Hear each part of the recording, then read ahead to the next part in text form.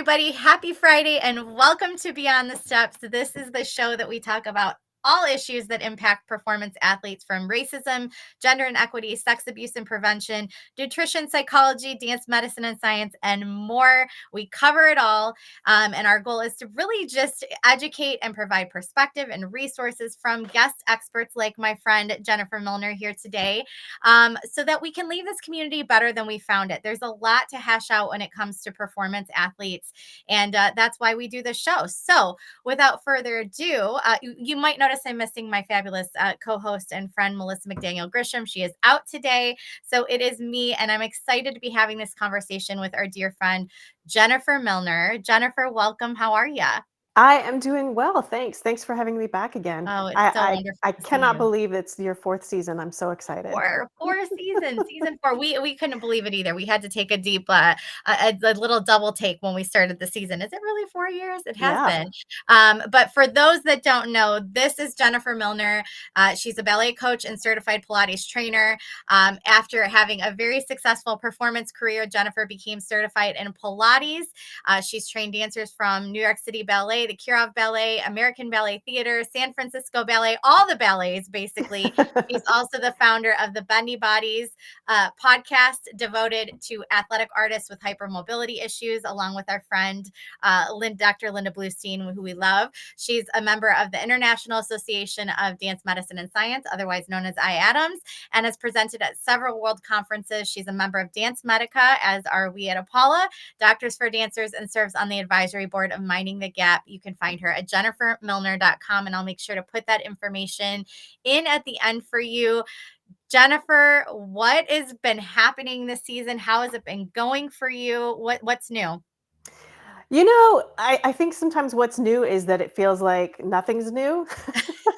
And we Which feel like can we're be the going through these, problem. Yeah. right, like we're Yeah. going through these cyclical Yeah. of what's happening. Didn't we see that last year? Didn't we try to talk about that? So But true. um, but also I think what's new is that people are starting to listen to conversations like these and Yay. the conversations that you guys try to have.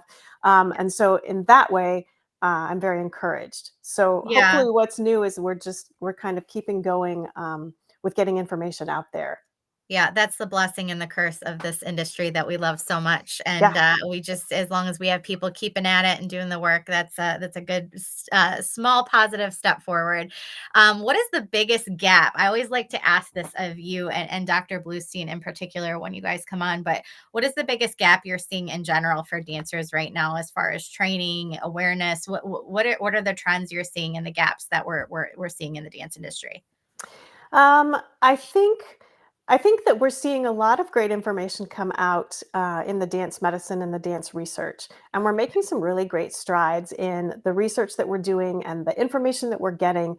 And the gap is, how do we get that information to the dance studios, to the dance teachers, and how do we help them make the most of their time?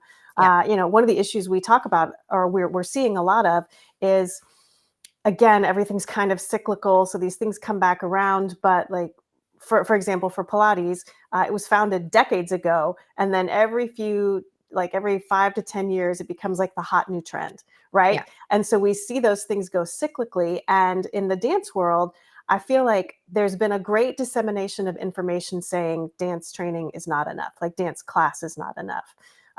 We can talk about the reasons for that, but I think that that's what we're seeing. And so people need to augment their dance training to have the healthiest, longest careers possible. And then they get so inundated with information, people get confused as to, well, what should I be doing? Like, should I be doing what I see on this Instagram account or on that TikTok? Yeah. Or, my schools are telling me to do this and my coach is telling me to do this. And, Yeah. and so I think that big question of, I only have so many hours in the day, what am I supposed to do? Is one that has kind of come up again, unfortunately. Well, and that's a great segue, because the question, for those that are not familiar with our show, we ask one question under one of the big umbrellas that I named earlier. And we have a guest expert, being Jennifer today, join us to kind of weigh in and provide education and resources. And today we're exploring, what are the differences between conditioning versus cross training? And how do you know which to focus on in your training? You hear these buzzwords all the time, cross training, conditioning, accountability, all the things, but what do they really mean? And how does that apply to a group scenario versus individual? We're going to explore all of that with Jennifer today. So, getting into it, the very basic level, what are the fundamental differences between conditioning and cross training and the context of fitness and exercise? So there's no hard and fast definition, right? Unless we're looking at the dictionary and trying to see what they say. But some people consider cross training for dancers, for example. Some ballet dancers might consider cross training to be jazz, like they're doing a different genre Yeah. of dance style, and that's not exactly what we're talking about when we're talking about cross training. When we're talking about cross training, we're talking about doing something that is a different movement pattern and a different load, a different requirements on the body than dancing. So you could be a great fisherman, but not a great swimmer. They both have to do with the water, Yeah. right? But they're two very different things that you're trying to achieve. And so when we're talking about cross training, we're saying, let's do something that doesn't look like dance. And when we're talking about conditioning, it's conditioning used to mean, well, we need to get them in condition. So let's make sure their heart rate is up. Let's make sure they've got enough cardio, that sort of thing. But it's kind of widely accepted now to say conditioning is a little more dance based, and maybe it looks a little bit more like dance. So it might be doing dance type exercises but with a big physio ball or a small ball, or something that just Interesting. feels dance adjacent, Yeah. And and that's valuable. It's just different. right. And the reason, I mean, and I'm by no means the scientist here. You are, but the reason we want to do these things and we want to incorporate cross training and conditioning is because dance it has a repetitive nature to it. A Hmm. lot of the injuries we see are from overuse, repetitive strain, inflammation, right? Dancers are very much injured due to overuse, because they're doing the same things over and over and over and over. Is that why that this different movement pattern helps us strengthen the other muscles that are maybe being neglected by dance movement? Absolutely. And when you look at it, it's not just for example, in the Lion King. Okay, I've Yeah. worked with some of the dancers from Lion King. The puppetry that they've got, these big huge things that they're Yeah. controlling, it's asymmetrical. One side of the body looks like this big cheetah and the other side is the arm that controls it.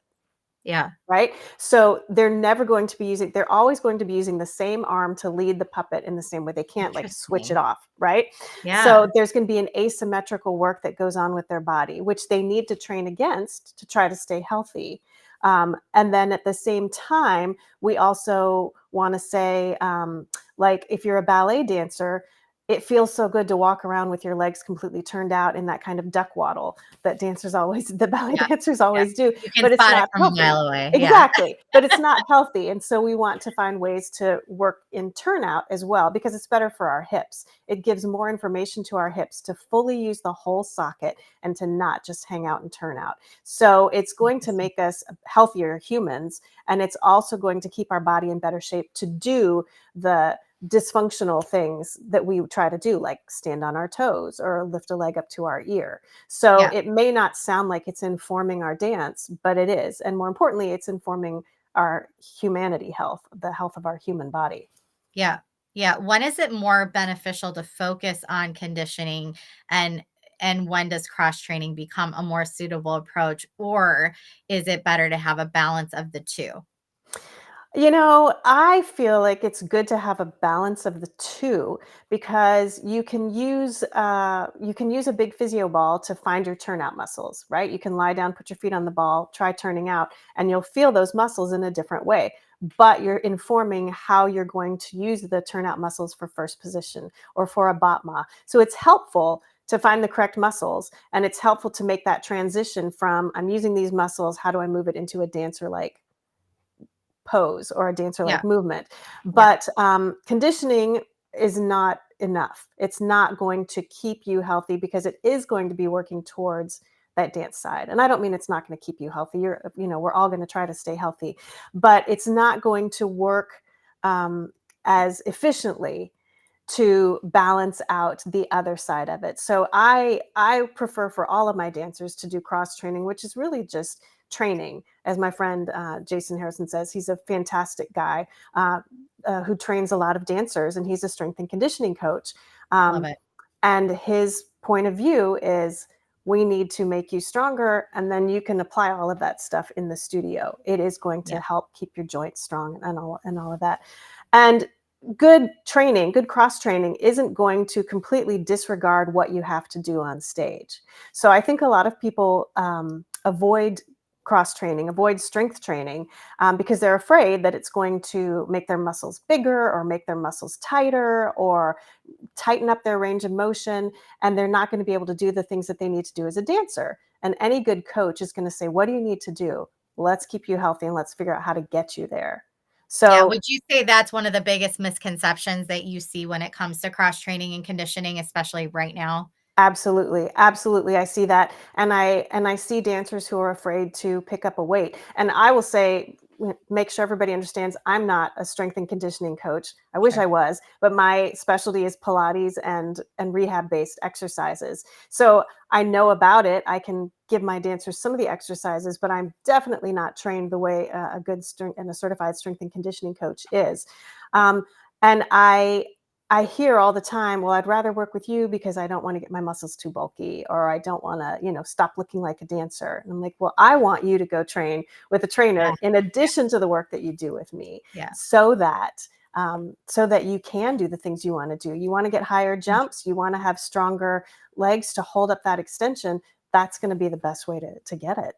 And that's a great segue into our next segment. But for those of you just joining, I'm Bree Zabrowski, co founder and CEO of Apollo Performance Wear, chatting with our friend Jennifer Milner today about the difference between conditioning and cross training and how do you know which to focus on when you're training.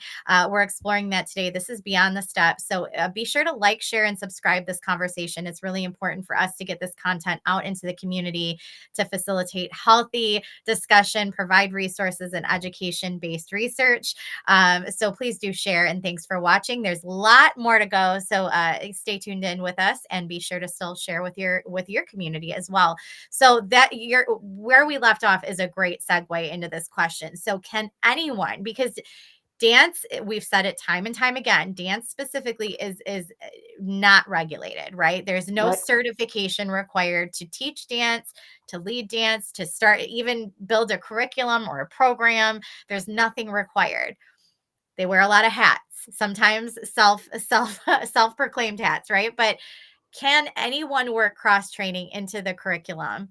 What knowledge and skill level should be required if you're leading those types of movements? Do you need to be a certified strength and conditioning coach, or can a dance teacher facilitate these movements in their classes? And is there a point where it's better to bring a professional in to the studio to work with the dancers rather than doing it yourself?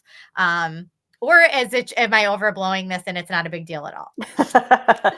Well, I mean, kind of the answer is all of those things. Okay. I appreciate how many hats dance teachers wear, Sure. and I Yep. know how much they have to do, from janitor to costume designer to choreographer, right? To, oh yes, also I need to teach them technique and help them be Yeah. dancers, right?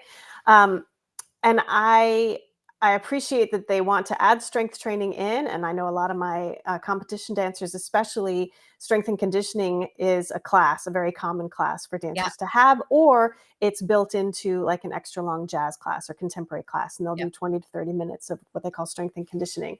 And usually that is working core strength, and that is working arm strength and upper body strength for floor work and that sort of thing. And I appreciate that. I appreciate that they're trying to do it correctly and give them that extra strength.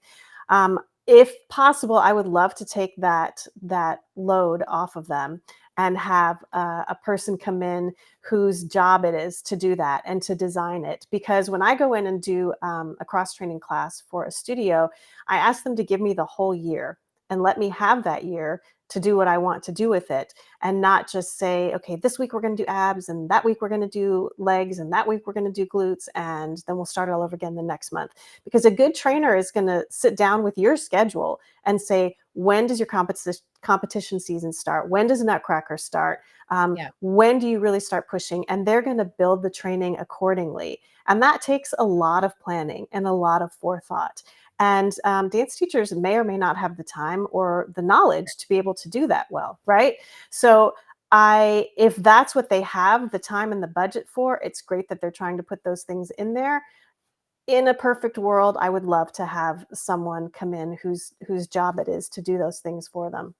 Yeah, and it's a great point at planning for certain marks in the season. Having an entire year, it really is a process. It's not an instantaneous thing that you Right. just start putting this into practice and all of a sudden, bam, you're just a stronger, more conditioned dancer. It takes time and like you said, planning. So I love that. How can individuals, so there's two ways we go about this, right? Hmm. Training, we train individually. There's a lot of people that put the time in outside of group classes and performance and rehearsals, and they train themselves and they work on themselves. They work on solos, duos, trios. How can individuals determine which approach suits them best? And then what about for groups? How do we decide what we're doing for a group with all different levels and abilities in that group? I mean, there's some people whose bodies are just not meant to go a certain way. They only stretch so far, only can do so much. Hmm. And when you have a group setting, how do you train as a whole when you're talking about conditioning and strength training? Right. So, and that's a great point. So, if I have a group setting, that's another great reason to have a professional come in. And there are lots of great people I can tell you to follow. Later Yeah, on, I can give you links to that, be great. because the people who do these classes, like Jason, Marissa Schaefer, Amy Werner, they go in and teach these classes, and they are really good at what they do, and they already know how to modify, and they already know how to restructure it. One person's squat is going to look very different from another person's squat, just because of the way their hips are built. And so having that knowledge and being able to adapt it, having someone say, oh, my knee's been bothering me. Okay, so then anytime this exercise comes up, I'm going to have you modify by doing this. So a Yeah, group class can still be incredibly beneficial and still be somewhat tailored for the dancer, especially if you're doing it regularly, because then whoever's coming in to do it gets to know the dancers and gets to realize what does and doesn't yeah, work for them. And so I think that there's still a lot that can happen in a group class as far as tailoring it. Now, popping in for a workshop, that's a lot harder, and it's difficult to start building and making progress when you come in yeah, for a one-time thing and leave. As far as individuals go, I like to start with strength, and what I do is can be classified as strength training as far as or as cross training, because with Pilates it doesn't have to look like ballet at all. It can be very different.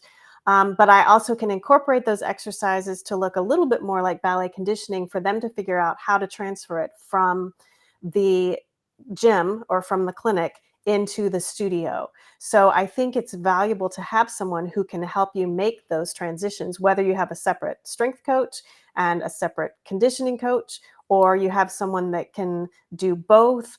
As you're trying to find someone, I would say, what do you want that person for? Are you always having sore hips? Are you always having the teachers give you these same corrections and you're trying to figure out how can I fix those and what's wrong with them? Or are you like, I just need to get stronger. I need to get my stamina up. I always feel tired and my joints all feel draggy, and maybe go at it from that point of view. The most important thing to me is finding someone who's going to be able to work with dancers well. They don't yeah. have to be a dancer, but finding someone who can work with them well. So I would start with, who do I know out there that's good? And then whether or not they're conditioning or strength or Pilates or gyro is secondary to that. I have people I recommend for strength training all the time. So if you start with me, I will help you get in with the strength coach. If you start with the strength coach and they say, "Man, you need a little tune up on some of these areas," um, go see Jennifer. And so finding just that one good person will help you Building find your the other community. person. Yeah, Yeah. exactly. Yeah. So am I correct in saying that whether you're an individual or group, you're going to have to tailor. There's no standard plan that you can use in any given situation. It's going to be very customized. It's going to be different variations within a class if you're in a group setting, for people of different capabilities. Is that Mhm. correct?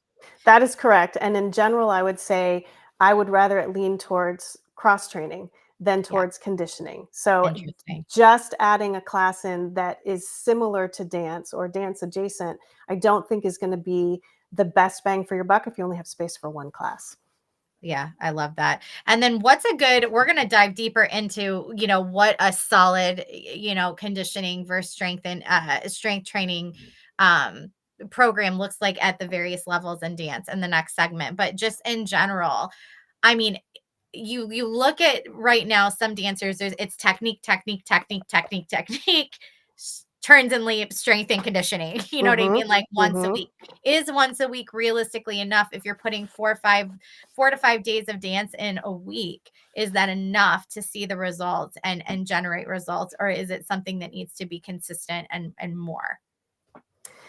That is such a good question, and a lot of it depends on if the once a week is the most efficient way to get what you need, and the age of the dancer as well, Yeah, because pre-professionals and students are going to train very differently than professional dancers.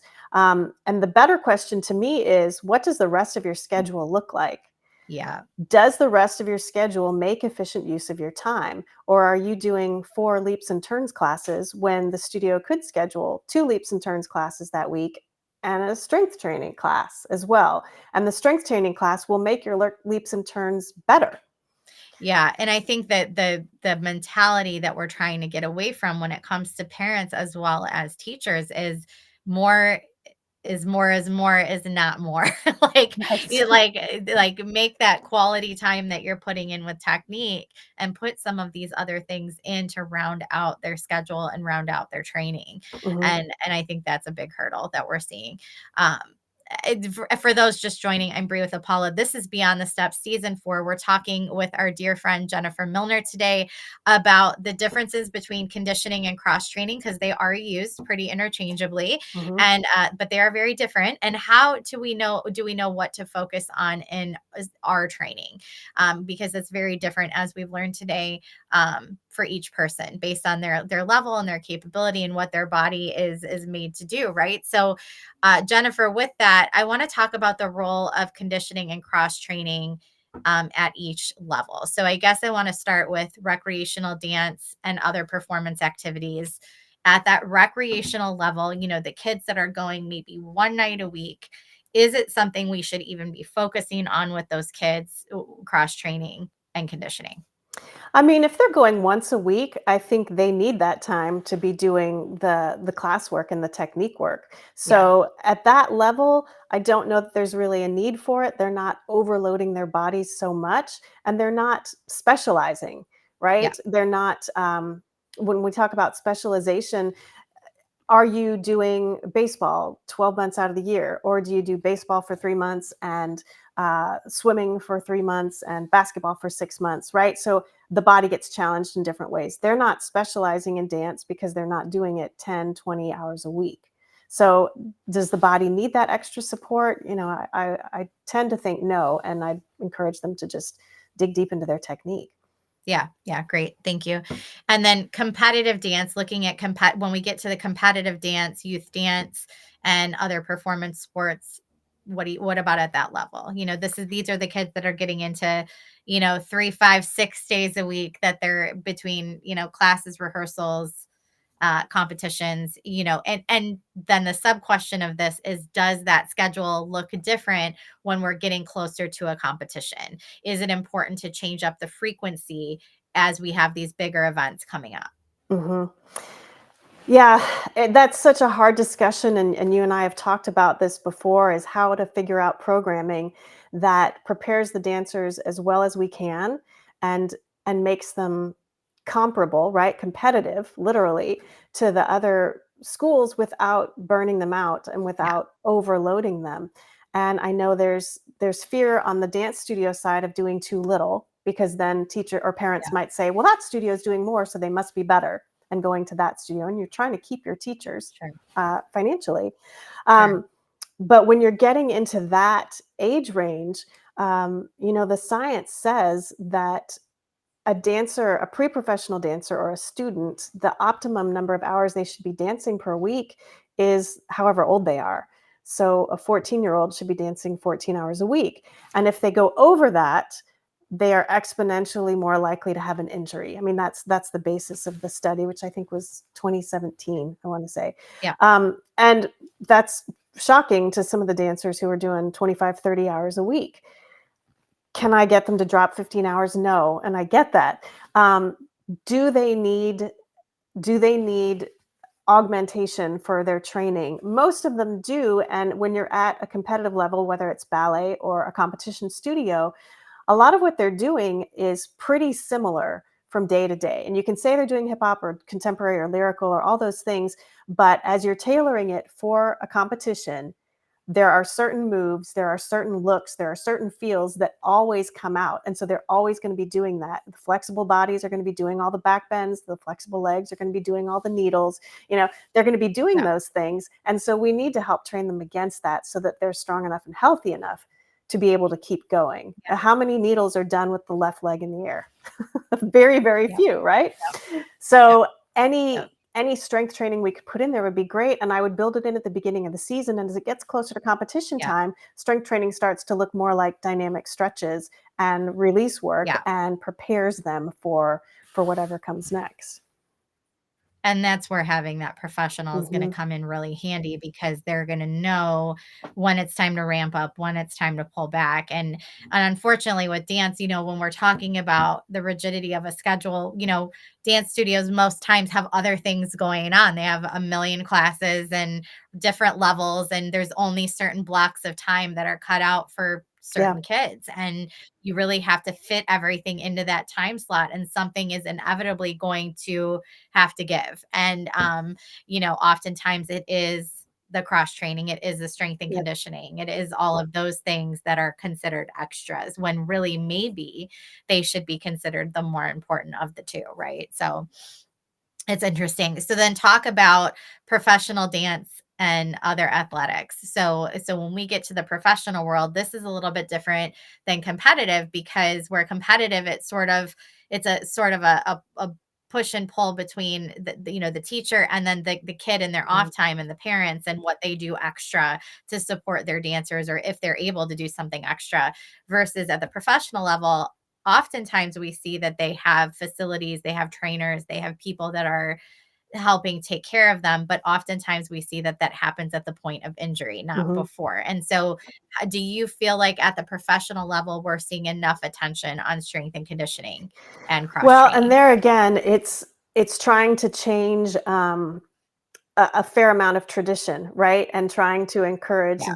that to change. I don't think I think it's talked about and I think it's encouraged, but it's not built into the dancer's schedule.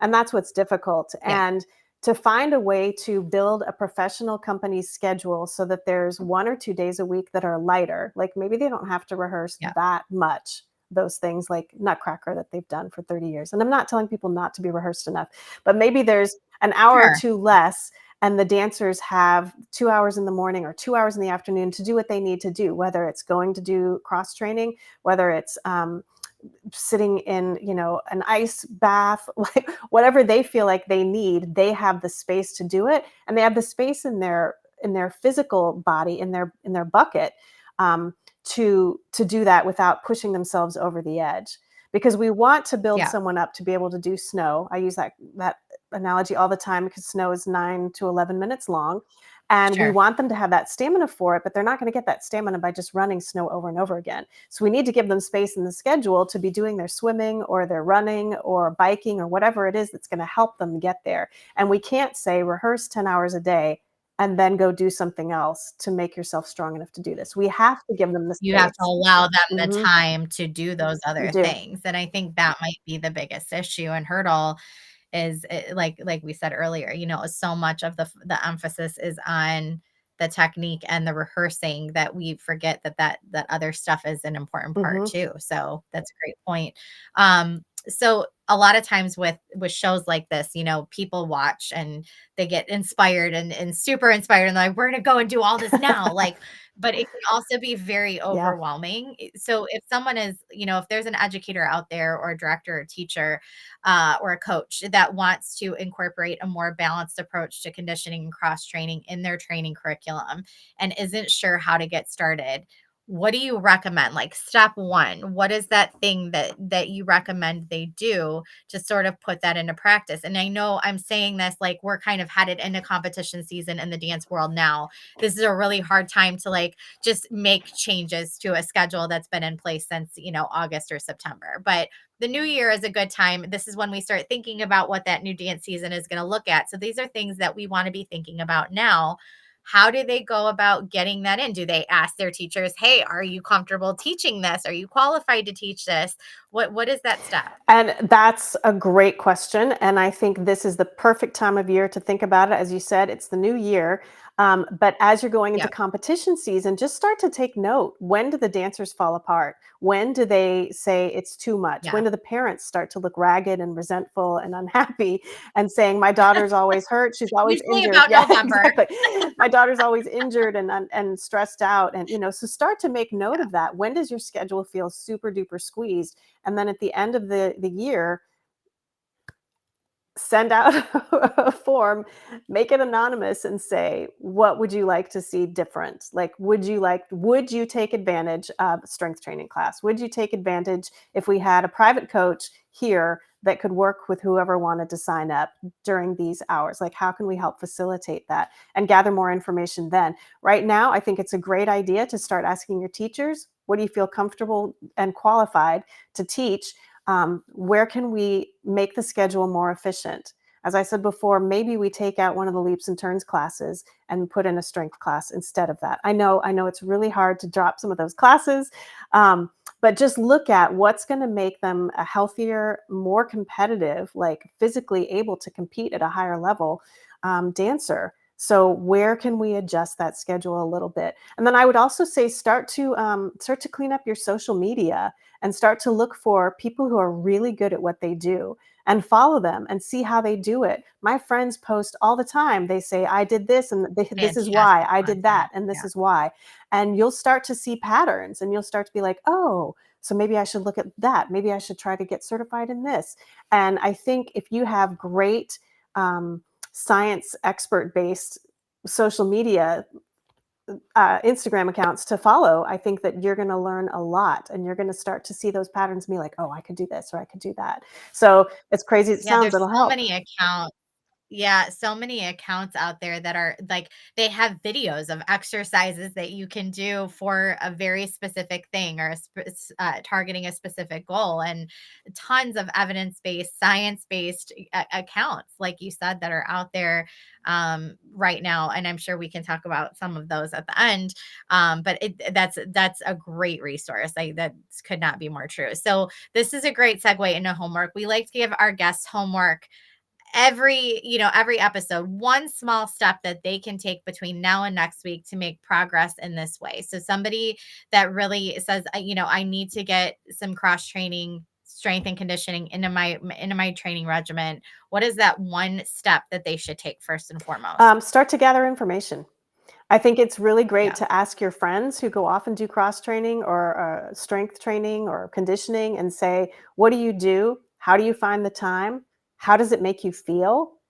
And think to yourself, what do I want to get out of it? You really want to find somebody, like I said, word of mouth is the best way because then they are out there giving you that firsthand feedback rather than just finding someone blindly. So start to gather that information and figure out what do I want out of it, and what's the best way to get that. And if it's personal, like private, let's start looking in that direction. If it's group, let's start looking in that direction. But then ask your friends and figure out where in your schedule you could try to find the time to do that. Yeah, and I think if you're an educator, this is sort of like a sub homework assignment, but if you're an educator, there's a couple things. Your parents might want to support you and might want to do these things with their athlete, their performance athlete. They just might not know how or how to get started. So you might find very willing participants in those parents that will support in the off time, if you kind of give them some guidance. But the other thing I would say, and this is something we repeat on the show over and over and over, build your network in your Mhm. community. If you're an educator, director, coach, find those PTs, those movement specialists, the people, the CSCS, certified strength and conditioning coaches, and make sure you find them, and so that you can call them and say, look, I've got a group of dancers that you could come in and do a class, possibly gain more clients from that directly. Maybe they give you a discounted rate to come in and do that. But there's so many things that can be done as far as cross promotion and just building that relationship, so that you don't have to, as Jennifer said, wear that hat. You can take that off and give it to somebody else. And when you have a problem at your studio or you're noticing a pattern, you call this person in and go, okay, this is what we're seeing. How do we address this? And you have that person, that lifeline that you can call on when you're in those situations, and it doesn't all fall on your shoulders. Absolutely, and that I think that's a great piece of homework for studio owners and teachers. If you find someone like me and call me to come in, I said a one-time workshop, I'm not going to be able to strengthen them the way I would through a year. But if that's what you can do schedule-wise and financially, that's totally fine. You bring someone like me in, I get to know the dancers. The dancers that want to will pursue a one-on-one training with me, perhaps. But more importantly, we form a relationship, and then 3 months later, you are noticing that all of your dancers are getting tendonitis in their calves for some reason. You don't know why, but then you can call me and say, "Hey, this is happening. Could we do a workshop that Yeah. might address that?" And then you've got someone that you can work with. A strength coach can do the same thing and say, "All right, let's talk about this, this, and this." And so even if it's not every week, you've got a relationship with someone who can fill in the gaps for you. Yeah, absolutely. Thank you. And our homework is the same every week for you here on Beyond the Steps. We want you to take our Steps Initiative course. If you haven't done it already, this is a great piece of education that you can take individually. You can share it with your staff, your parents, your students, even. It is the hypothesis for this whole podcast. It is how we started this whole thing, this little project that we have with Beyond the Steps. It is a virtual course that you can take, go at your own pace. And it's going to tackle everything from racism, gender and equity, sex abuse and prevention, nutrition, psychology, and dance medicine and science. And it is evidence-based research. It is laying a foundation for you to do more work on your own. But when you know better, you do better. And that is why we started this show. So please, please take this course. It is free. I cannot stress that enough. Jennifer, how can people get in touch with you? Because I know you do a lot of work. You do some virtual work as well, do you Mhm. not? I do. I Okay. have dancers all across the world that I work with one-on-one on Zoom. So, and I even do group stuff on Zoom sometimes for companies. But you can reach out to me on Instagram. I'm at Jennifer period Milner, Milner. And my Facebook, or not my Facebook, I don't really update that, but my Mhm. website is Jennifer hyphen Milner. So they're different. I'm not sure why, but that's the way it is. .com. Yes.com. Wonderful. And I am going to put that in the chats for you guys so that you can contact Jennifer. Jennifer, thank you so much for being here and for having this conversation. I think it's so important to continue over and over and over to have these conversations so that we see change happen in the curriculum. These dancers are doing so much now. And as you said earlier, dancing, more hours than is recommended for their age. And so we want to see these dancers continue doing what they love longer and stronger for many, many years to come. So they're not in their 40s feeling like they're just crippled at Right. this point. So thank you for being here and sharing your insight and your time. We always appreciate you. Absolutely. Thank you so much for having me back again. Oh, it's a pleasure. It's a pleasure. And for all of you out there, Beyond the Steps is every Friday at 3:30 p.m. Eastern. You can find us on YouTube and Facebook every single episode, season 1 through 4, at Apollo Performance and TP Dance Creations. If you have an idea for a topic or a guest you want to see on our show, DM us. We want to hear from you, or you can email us info@apolloperformance.com. Join us next week as we welcome back our friend Leah Bueno to talk about relative rest and how dance educators support dancers during injury. Another very important conversation, and one we don't emphasize enough. So it's going to be a good one. Join us. Until then, we hope you continue your journey beyond the steps. Everybody have a wonderful weekend.